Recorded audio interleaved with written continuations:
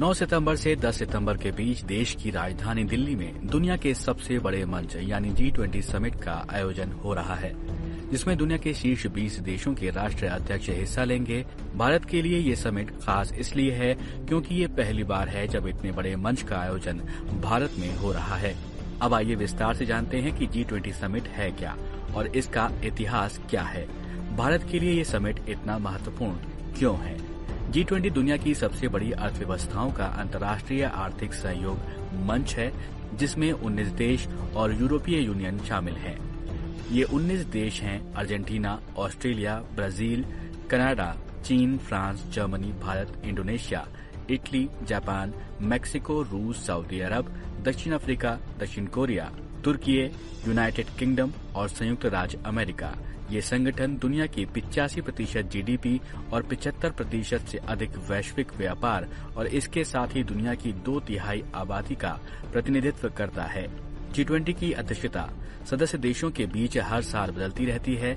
इस वर्ष भारत G20 का अध्यक्ष है और भारत के पास ये पद नवंबर 2023 तक रहेगा। इससे पहले 2022 में G20 की अध्यक्षता इंडोनेशिया के पास थी।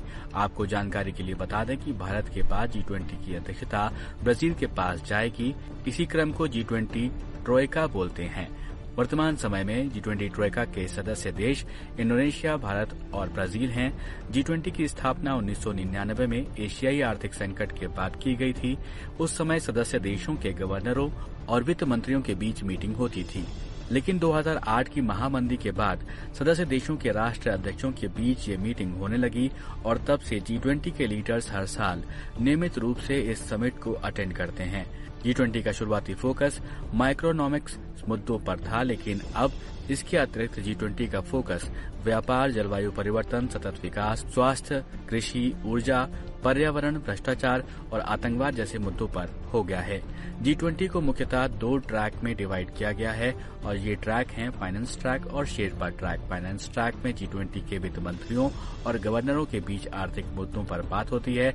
वहीं शेरपा ट्रैक में राजनीतिक जुड़ाव, भ्रष्टाचार, विकास जैसे व्यापक मुद्दों पर ध्यान केंद्रित किया जाता है। अब आइए जानते हैं कि भारत में